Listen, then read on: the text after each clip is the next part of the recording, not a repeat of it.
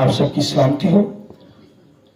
ابھی ہم خداوند کے کلام میں سے تلاوت کریں گے۔ زبور 1 ہے، اس کی پہلی آیت ہے۔ زبور پہلا، اس کی پہلی آیت۔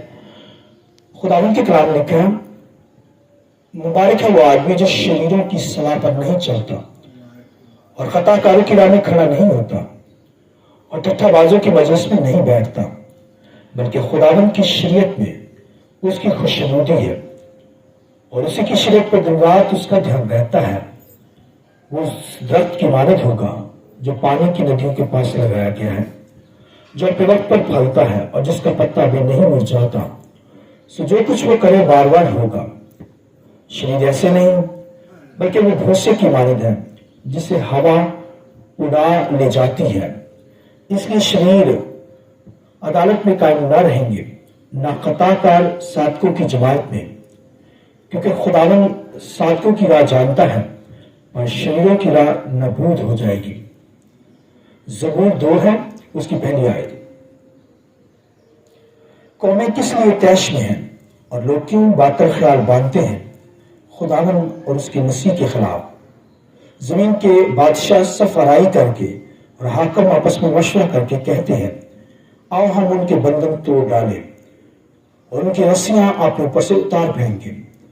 وہ جو آسمان پر تخت نشین ہے ہنسے گا، خداوند ان کا مسخرہ اڑائے گا۔ تب وہ اپنے غضب میں ان سے کلام کرے گا اور اپنے قہر شدت میں ان کو پریشان کر دے گا۔ میں تو اپنے بادشاہ کو اپنے کوئے مقدس صیون پر بٹھا چکا ہوں، میں اس فرمان کو بیان کروں گا۔ خداوند نے مجھ سے کہا، تو میرا بیٹا ہے، آج تو مجھ سے پیدا ہوا۔ مجھ سے مانگ اور میں قوموں کو تیری میراث کے لیے اور زمین کے انتہائی حصے تیری ملکیت کے لیے تجھے بخشوں گا۔ تو ان کو لوہے کے آسا سے توڑے گا، کمہار کے برتن کی طرح تو ان کو چکنا چور کر ڈالے گا۔ پس اب اے بادشاہو دانش مند بنو اور زمین کی عدالت کرنے والوں تربیت پاؤ۔ ڈرتے ہوئے خداوند کی عبادت کرو اور کانپتے ہوئے خوشی مناؤ۔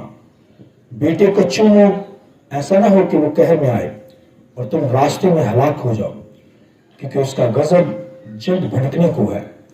مبارک ہے وہ سب جن کا توکل اس پر ہے۔ خداوند کے پاک کلام کے بڑے سن جانے پر خداوند کی برکت ہو۔